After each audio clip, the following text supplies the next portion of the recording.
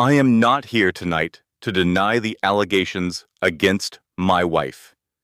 J.D. Vance's voice, clear and cold, cut through the tense briefing room. I am here to announce that the woman making them, Jasmine Crockett, has just committed her final and most foolish crime. For the first time in months, a fragile peace had settled over the lives of Vice President J.D. Vance and his wife, Usha.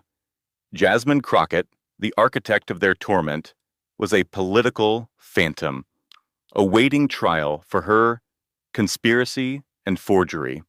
The constant barrage of lies had ceased. The storm, it seemed, had finally passed. But the silence was a lie. In the shadows, Crockett was orchestrating her masterpiece of deceit. Facing decades in prison, she played her final, most desperate card. She went to the Department of Justice with a proffer and offered to testify against a supposedly bigger target in exchange for her own freedom. Her target was Usha Vance. The story was a grand, paranoid fantasy. Crockett claimed her entire campaign had been a counterintelligence operation. She alleged that a secret source inside the White House had been feeding her information, revealing that Usha Vance was the true mastermind of a criminal conspiracy using her position to manipulate policy for foreign interests. She claimed Usha had framed her to silence her. The DOJ, bound by protocol, had to listen. And then it leaked. A single, devastating story from a major newswire hit the press. DOJ in talks with Repi, John Crockett, who alleges massive conspiracy led by Second Lady. The story was carefully worded, but the damage was instantaneous. The public didn't know the details, only the headline.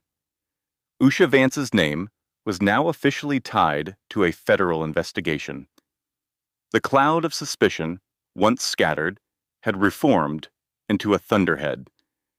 In his West Wing office, J.D. Vance read the story, and a cold, familiar rage filled him. This was Crockett's genius. She had wrapped her lies in the unassailable authority of the Department of Justice. She's made herself a government witness, Vance said, his voice tight with fury, as he stood before President Trump in the Oval Office. We can't attack her without looking like we're interfering with the DOJ. We're trapped. President Trump listened, his face a mask of stone. He read the article slowly, then again. He looked up, and the look in his eyes was not one of defeat, but of war. She thinks she's trapped us, Trump said, his voice a low growl. She thinks she's untouchable, but she just made her final mistake. She created a conspiracy with a star witness. Her deep throat. Let's find out who it is. He made a single, secure call. The mission was simple. Find the source. Find the person Crockett was claiming as her informant. While the president's assets went to work, J.D. and Usha sat in their residence, the weight of the new attack pressing down on them. It's brilliant, in a sick way, Usha said, her legal mind dissecting the strategy. She knows we can't fight the process. We can only fight the premise. She looked at her husband, her eyes filled with a weary strength. And the only way to do that is to prove her source is a lie. By morning, they had their answer. The source was a low-level communications aide, a young man deep in personal debt. The intelligence was ironclad. Crockett had found his weakness, blackmailed him, and forced him to feed her fabricated intel. That she could then use as the basis for her grand conspiracy theory. Faced with the evidence, the terrified aide had signed a sworn affidavit detailing the entire sordid affair. The White House announced an emergency primetime press conference. The nation watched, expecting a furious denial, a political attack on the Justice Department. They were about to witness a vindication. President Trump walked into the East Room first, a silent, powerful statement. He stood off to the side of the podium. Then, J.D. and Usha Vance walked to the lectern together. Usha stood by his side, a picture of grace and resilience. J.D. Vance began, his voice calm, but with an undercurrent of steel. Good evening. As you know, for months my family has been the target of a vicious campaign of lies orchestrated by one person. Yesterday, that person, Jasmine Crockett, escalated her campaign by making formal, false allegations to the Department of Justice, creating a cloud of suspicion over my wife. I am not here tonight to deny the allegations against my wife, he said, his words cutting through the tense room. I am here to announce that the woman making them, Jasmine Crockett, has just committed her final and most foolish crime. He held up a document. This is a sworn affidavit. It is from the man Ms. Crockett has been claiming is her secret, high-level source inside the White House.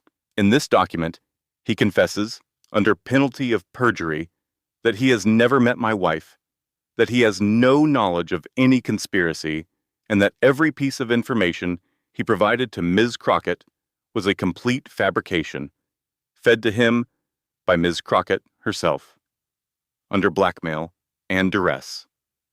Gasps swept through the room. Jasmine Crockett didn't have a source, Vance declared, his voice rising with righteous anger.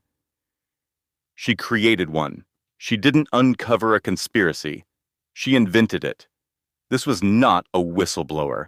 This was witness tampering and obstruction of justice in an active federal investigation. Her own.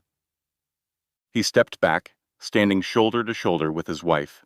Then, President Trump strode to the podium. The Vice President has just laid out the facts, Trump boomed, his voice resonating with absolute authority. I am here to provide the consequence. The Department of Justice has been notified of this new evidence. Ms. Crockett's pathetic attempt to trade her lies for immunity is over. The charges she now faces will be expanded to include every crime she has just committed. He then turned, his expression softening as he looked at Usha Vance. He spoke not to the cameras, but to her and to the nation. For months, this nation has watched a good and decent woman, a brilliant lawyer, a loving mother, and a fierce patriot endure a campaign of filth that would have broken most people. She has been attacked with forgeries, with racism, with lies about her children, and with threats against her life. And through it all, she has stood tall, with grace, with courage, and with an unshakable faith in this country and its principles. Her name has been dragged through the mud, he continued, his voice swelling with power. Tonight, we wash it clean. Let there be no doubt. Let the record show, for all of history, that Usha Vance is a woman of profound integrity and honor. She is a role model for every American. She is a great credit to this nation, and any attack on her character is an attack on the very ideals we hold dear. He turned back to the cameras, his face set like stone. Her ordeal is over. Her name is cleared. Her honor is vindicated. And as for Ms. Crockett, her deceit is exposed, and her day of reckoning is here. The message was absolute. It was not just a defense. It was a formal presidential vindication. Usha Vance, standing beside her husband, looked out at the lights.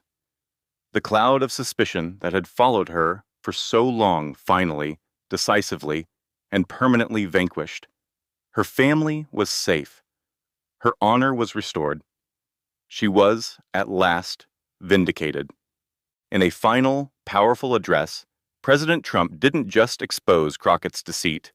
He officially and publicly vindicated Usha Vance's honor. Which element of this victory was more impactful? The legal checkmate of exposing Crockett's criminal conspiracy, or the personal presidential declaration that cleared Usha's name for all time? Let us know your thoughts. And for more stories of ultimate justice, subscribe.